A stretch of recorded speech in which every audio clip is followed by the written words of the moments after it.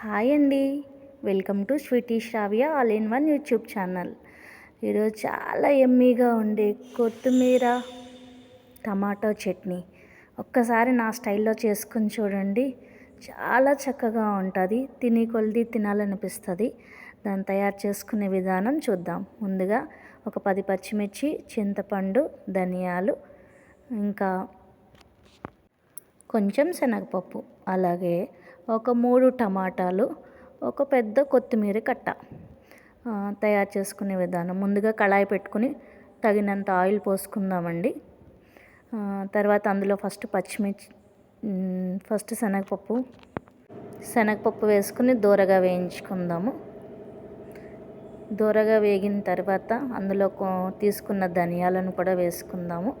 అవి ఇట్టే వేగిపోతాయండి. ధనియాలు కూడా వేగిన తర్వాత పచ్చిమిర్చి కూడా వేసుకుందాము. రుచికి సరిపడినంత. మేము కొంచెం కారం ఎక్కువగా తింటామండి, అందుకనే కొంచెం ఒక 7-8 పచ్చిమిరపకాయల దాకా తీసుకున్నాను. కానీ కారం అది కూడా కరెక్ట్గా సరిపోయింది, మళ్ళీ ఏం ఎక్స్ట్రా పట్టలేదు నాకు. మీరు కూడా ఒకసారి ఇంతే ఘాటుగా తయారు చేసుకుని చూడండి, చాలా చక్కగా ఎమ్మీగా ఉంటుంది.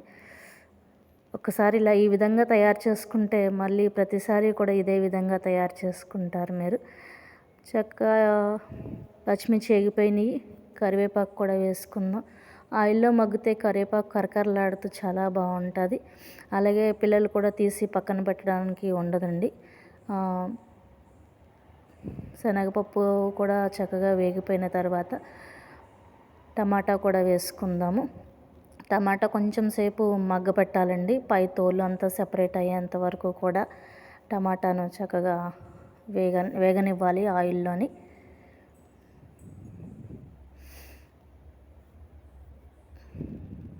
చూసారా, టమాటా ఈ విధంగా మగ్గిన తర్వాత ఇప్పుడు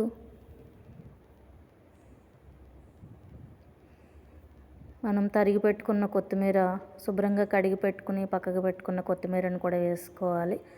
అమ్మో, ఎంత వేస్తున్నారేంటి కొత్తిమీర అనుకుంటున్నారా? కాదండి, ఇది మగ్గిపోయిన తర్వాత చాలా తక్కువ అయిపోతుందండి. చూస్తారుగా మీరు. తర్వాత ఒకసారి దీన్ని కలుపుకోవాలి. కింద పై నుంచి ఒకసారి కలుపుకుంటే కొత్తిమీర కూడా ఆయిల్లో మగ్గుతుంది. అలా చుట్టూరు ఒకసారి కలుపుకోవాలండి.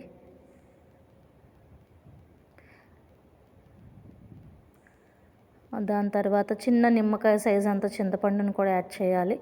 ఎందుకంటే కొన్ని టమాటాలు పులుపు లేకపోతే ఈ కొంచెం చింతపండు వేస్తే ఆ పులుపుదనం తగిలి బాగుంటుంది. అందులో కొంచెం పసుపును కూడా యాడ్ చేసుకోవాలి. అలాగే రుచికి సరిపడినంత సాల్ట్ కూడా యాడ్ చేసుకోవాలండి. నేను 2 టీ స్పూన్లు వేశాను. రుచికి ఇప్పుడు రుచి చూడలేము కాబట్టి చట్నీ అయిన తర్వాత సరిపోకపోతే మరొకసారి యాడ్ చేసుకుందాము. నేనైతే 2 స్పూన్లు వేశాను. నాకు తెలిసి సరిపోతుంది. సరిపోకపోతే మళ్ళీ యాడ్ చేసుకుందాం మిక్సీ పట్టిన తర్వాత. చూసారా, ఎంతో కొత్తిమీరను ఉన్నట్టు కనిపించింది, కానీ మగ్గిన తర్వాత చాలా తక్కువ అయిపోతుంది అది. అందుకే ఒక కట్ట ఫుల్గా వేసానండి. చూసారా, అదిగో చాలా తక్కువ అయింది. తర్వాత పూర్తిగా చల్లారిన తర్వాత మిక్సీ జార్లోకి తీసుకోవాలి. ఇది చట్నీ కొంచెం బరకగా మిక్సీ పట్టుకుంటేనే బాగుంటుందండి. మరీ మెత్తగా అయితే టిఫిన్లో చట్నీలా ఉంటుంది. అన్నంలో కలుపుకోవడానికి కొంచెం బరకగానే మిక్సీ పట్టుకోవాలి. కొంచెం బరకగా మిక్సీ పట్టుకున్నాక ఒకసారి చూసుకోవాలండి. అవసరమైతే కొన్ని వాటర్ కలుపుకోవాలి. ఆయిల్లో మగ్గింది కాబట్టి వాటర్ అవసరం ఉండదు.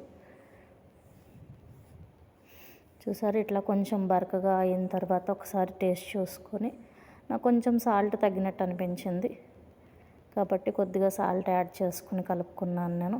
ఇంతేనండి. ఇట్లా బరకగా ఉంటే కొంచెం మన రోటి పచ్చడిలాగా చాలా ఎమ్మీగా ఉంటుంది. ఇంకొకటి మర్చిపోయాను, 2 వెల్లుల్లిపాయలు కూడా యాడ్ చేశాను. క్లిప్ సారీ అండి, యాడ్ చేయడం మర్చిపోయాను మీకు.